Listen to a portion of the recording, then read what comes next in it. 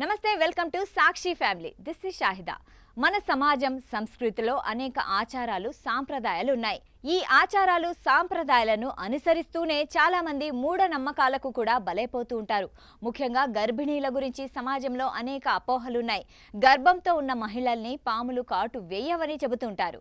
ఈ వాదన ఎంతవరకు నిజమో, ఇందులో ఎంత అబద్ధం ఉందో ఇప్పుడు తెలుసుకుందాం. గర్భవతుల్ని పాములు కరవవు అని చాలా మంది అంటుంటారు. మన దేశంలో స్త్రీ గర్భవతిగా ఉన్నప్పుడు ఆమె గర్భధారణను శాస్త్రీయ దృక్కోణం నుంచి మాత్రమే కాకుండా సాంస్కృతిక మతపరమైన దృక్కోణం నుంచి కూడా చూస్తారు. అందుకే స్త్రీ గర్భధారణకు సంబంధించిన అనేక వాదనలు, ప్రతివాదనలు ఇప్పటికే ఆచారంలో కనిపిస్తున్నాయి.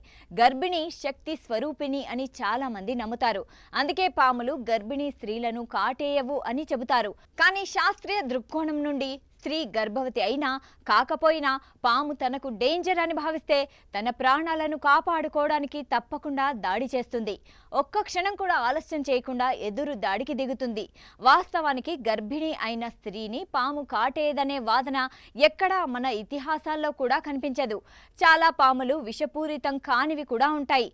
అందువల్ల అన్ని పాము కాటులు ప్రమాదం కాదు. అయితే విషపూరితమైన పాము గర్భిణీ స్త్రీని కరిస్తే వైద్యం చేయకుంటే అవి చనిపోయే ప్రమాదం ఉంటుంది. దీనివల్ల ఆమె కడుపులో ఉన్న శిశువు కూడా ప్రమాదంలో పడవచ్చు. అందువల్ల గర్భిణిని పాము కాటు వేస్తే ఆలస్యం చేయకుండా ఆమెని ఆసుపత్రికి తీసుకెళ్లడం అవసరం.